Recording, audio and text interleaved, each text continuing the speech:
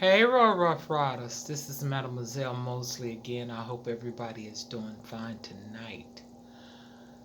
You know, we have a lot of growing to do each and every day that we're here. And I've gotten to the point in my life where I don't expect me and nobody else. You know how you expect people to treat you like you want to be treated or uh, think about things on the level that you think about them? You're going to suffer a lot with that. All you can do is just let that person go. If they're not fitting to your qualifications or your views of life, instead of trying to argue your way through, let go and let God. But I want to talk about something. Uh, I want to talk about. I want to talk about drug usage. I would like to know, and I'm gonna let you know, who was the first one who got you high. And it could be weed, it could be alcohol. You don't have to identify the drug if you don't want to identify the drug. But this is just to go through while you're going through the process of healing to find out where you were so that you can know where you're going. So when you get there, you know where you at. For me, it was a confidant. Yeah, a confidant.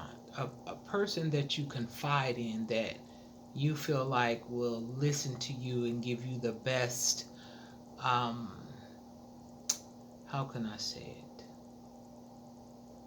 The best advice that's for you. But it depends on how your confidant feels about you. See, you could feel one way about somebody and they could feel a whole nother way about you. But once you tell them what you tell them, and then they say, go on, smoke this joint, you'll feel better. Take this drink, it'll calm you down. Everybody is not on the same level. Something minor for you might be major to somebody else. A little drink, if they got an addictive personality, could be a really bad situation for someone. And after you find out or you come to yourself and you think about who was the first one who got you high, what was the reason? Find out in yourself what was the reason why you got high. Was it after a defeat? Or was it a celebratory situation? You were celebrating and somebody was like, to your, 18th birthday, here, drink a little bit of this Hennessy. You know what I'm saying? Here, smoke a little joint, snort a little coke. Whatever. You have to figure out where it started so you'll know how to end it. And who benefited from you being on it? Who has benefited from it, from your drug usage, from your introduction to the drug usage? What was the outcome after you used it? I would say a temporary solution. You can put in the comments what you would like to put in there about any of the questions and statements that I'm making, because you have to understand, if you're going to heal, I'm going to help you to understand how to heal. Because a lot of people say heal, but they don't help people how to heal. You got to go back to the root to change the fruit. You can't let the same roots be down there and think you're going to get new fruits in your life. You have to go down to where it first got planted and the roots, and then it bear the fruits. You have to get down back there. But what you benefited from it probably was a temporary solution. I don't know if you actually felt better or it put you in a delusional state of mind or it made you fall asleep or whatever result you got out of it. But like I say too, is that the reason why people continue to use the temporary solutions is because they haven't healed yet. And that was my next question. If you understand and if you come to your mind and know why all these things and these statements and these questions that I made you answer them, why are you still doing it?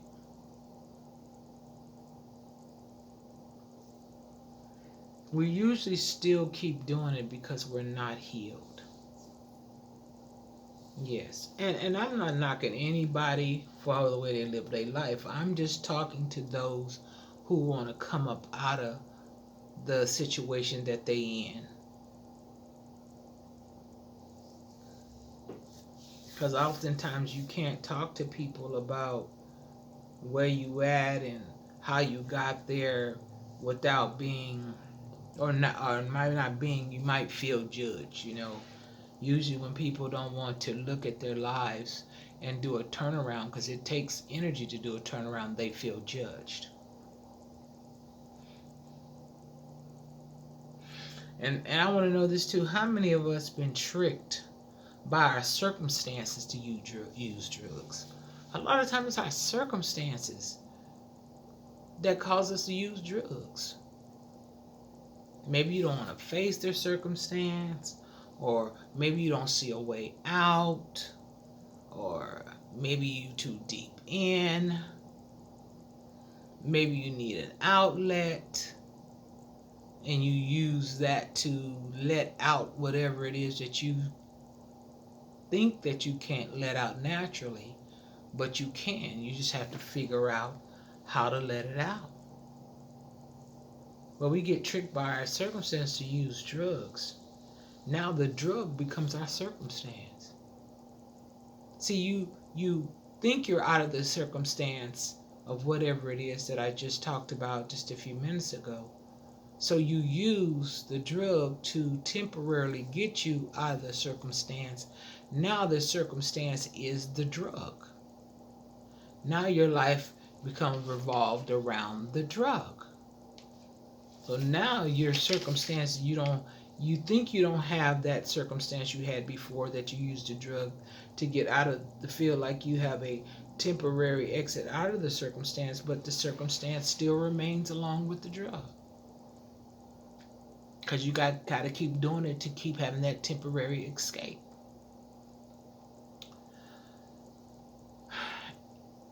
We have to do the work. You have the reason why you have to do the work and find out what is the reason why you're using the drug of your choice or what was chosen for you. It's because you got to find out who you're working for.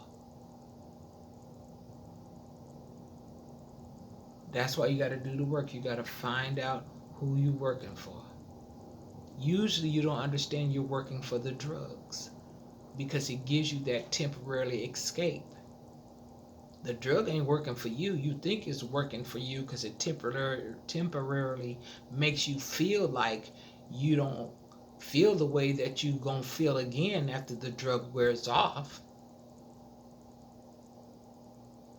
So you're working for the drug.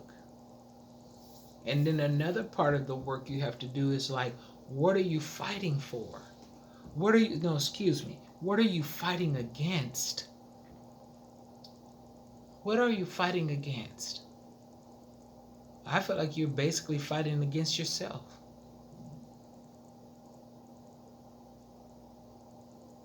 You're working for the drug so that you can get the drug, and you're fighting against yourself.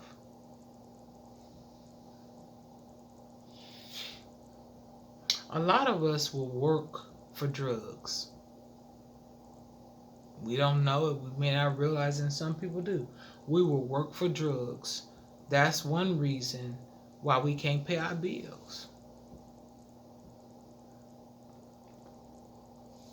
Because you need that escape from the bills or that escape from the job that you need to work on that you don't like, that you get the money to pay the bills. So you get your escape. So you working for drugs.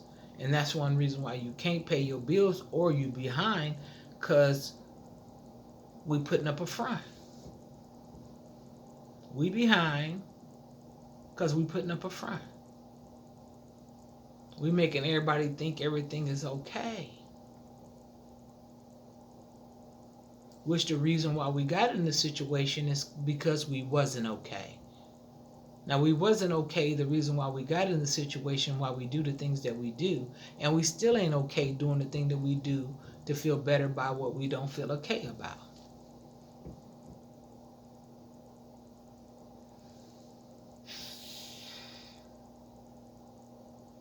The drugs keeps us from healing.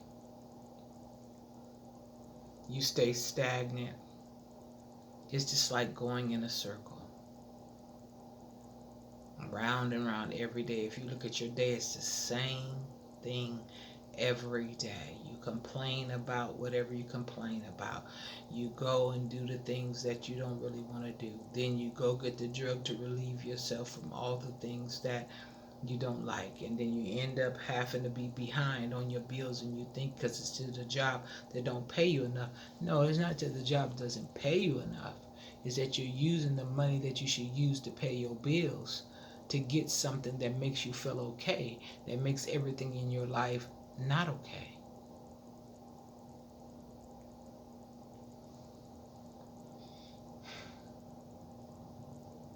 Even when we stop using, we have to heal. Stop using drugs does not mean you're healed. Stop using the drug means it gives you the opportunity to find out or to deal with what's really wrong in your life, because you still have to deal with what started you using the drug. Stopping it, good, do that. But stopping it does not heal what made you start it. So that means even after you stop the drug, whatever it is of your choice, you have to heal and find out the reason why you did the drug. If you don't, you're going to go back to it. I know it's some hard stuff. It's some hard stuff to do. I'm not going to tell you that it's not, because a lot of the things that we do, we enjoy them. It brings us enjoyment. When you smoke a little weed and you start feeling, you feeling good. You ain't even thinking about what you was thinking about earlier.